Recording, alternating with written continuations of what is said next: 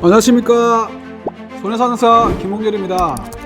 오늘 구독자분께 들려줄 정보는 7화에서 음주운전 사고에서 자기 부담금에 대해서 설명해 드렸습니다. 며칠 전에 고객께서 저한테 전화가 와서 음주운전을 하여서 보상관계가 어떻게 되는지에 대해서 설명을 해드렸습니다. 오늘은 음주운전 사고 시 보상관계가 어떻게 되는지 한 번 더 이 사례를 통해서 설명해 드리겠습니다.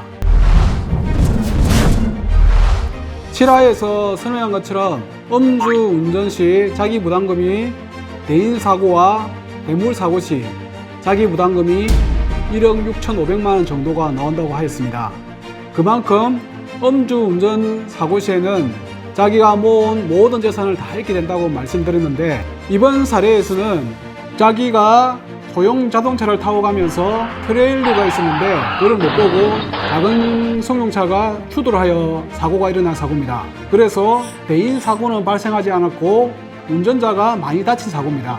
그리고 대물 피해도 없었고, 운전자가 다친 사고로서 발목과 갈비뼈 골절이 여러 군데 나서 폐와 장기에 손상을 입어서 발목 수술과 폐 부분이나 장기 부분에 대해서 수술을 하였습니다.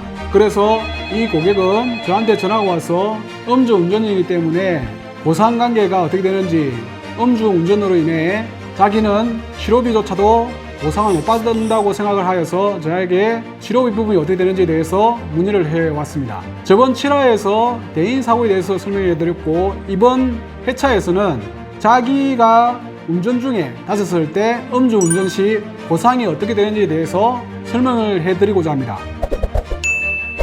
먼저 제가 고객께 자동차 보험이 어떻게 가입되어 있는지에 대해서 확인을 해본 결과 자기 신체 사고나 자동차 상해 담보가 어떻게 가입되어 있는지에 대해서 물어보았습니다. 앞장에서도 자기 신체 사고와 자동차 상해 담보가 어떤 것을 가입해야 되는지에 대해서 설명해 드렸습니다. 자기 신체 사고와 자동차 상해 중에 무조건 자동차 상해 담보를 가입하라고 하였습니다. 자기 신체 사고는 말 그대로 급수에 준해서 치료비가 나오고 장애 부분도 영구장애가 나와야 장애 보상금을 받을 수가 있습니다. 그러나 자동차 상해 담보는 말 그대로 내가 수술하거나 입원을 했기 때문에 일 못하는 휴업손해, 장애 부분이 있으면 장애 부분까지, 영구장애가 아니더라도 한시장애 오더라도 장애 부분까지 다 검토 가능하기 때문에 무조건 자동차 상해 담보를 가입하라고 하였습니다. 확인해 보니 자동차 상해 담보가 가입되어 있어서 천만다행으로 자동차 상해 담보로 보상을 할 수가 있었습니다. 그래서 이 고객은 음주운전이기 때문에 자동차 상해 담보도 보상이 안 되는 줄 알고 저에게 질의를 한 것입니다. 자동차 상해 담보나 자기 신체 사고 담보는 말 그대로 내가 고의 사고가 아니면은 보상을 할 수가 있습니다. 즉 내가 고의로 사고를 내거나 그런 경우 빼고는 자기 신체 사고나 자동차 상해 담보에서 보상이 가능합니다. 음주가 고의냐 아니냐 따라 가지고 문제가 되겠지만, 음주는 내가 사고를 내기 위해서 음주를 하는 경우가 아니기 때문에 고의 사고라고는 볼 수 없습니다. 그래서 자동차 상해 담보에서 수술하거나 치료에 들어간 치료 비용을 보상받을 수 있어서 자동차 사고 접수를 하라고 하였습니다.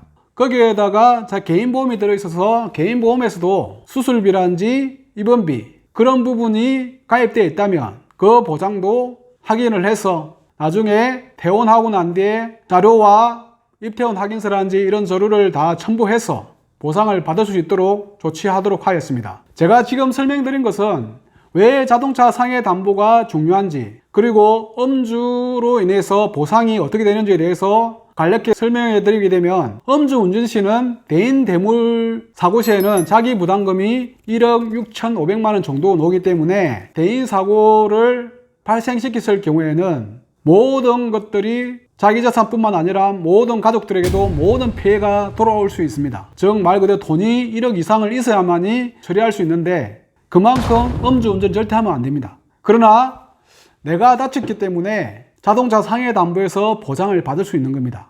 사람들은 음주운전하게 되면 나도 보상이 못 받겠지 이렇게 생각하는데, 그 부분도 검토를 해서 내가 합의를 진행하거나 했을 때 손해사정서를 고용해서 내 피해 금액이 얼마나 되는지를 정확하게 산정을 하는 것도 여러분들이 보험금을 받는데 많은 어려움이 없을 겁니다. 그리고 보험회사하고 어떤 진행을 하는 과정 속에 내가 어려운 점이 있다면 전문가를 꼭 고용해서 자동차 상해 담보에서 보장을 완벽하게 받을 수 있도록 하시기 바랍니다. 물론 음주무면 보험을 통해서 보상을 받는 것 자체가 많은 고의사고가 아니냐 이런 부분도 많다고 이렇게 하는데 아직까지 약관상이나 판례상의 자동차 상해 담보에서는 보장이 가능합니다. 이런 부분이 일반인들은 몰라서 벌금 내고 치료비 내고 하면은 다 모든 것이 끝난다고 생각하는데 내 보험이 어떻게 되는지 한 번 더 검토를 해서 치료비 부분이라든지 들어가는 비용,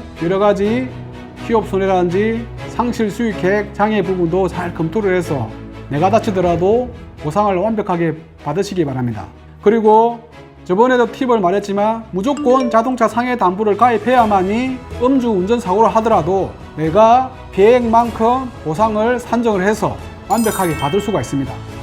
만약에 자기 신체 사고를 가입하고 있었다면 그 부분의 보상 부분이 자동차 상해 보험은 월등하게 차이가 많이 날 겁니다.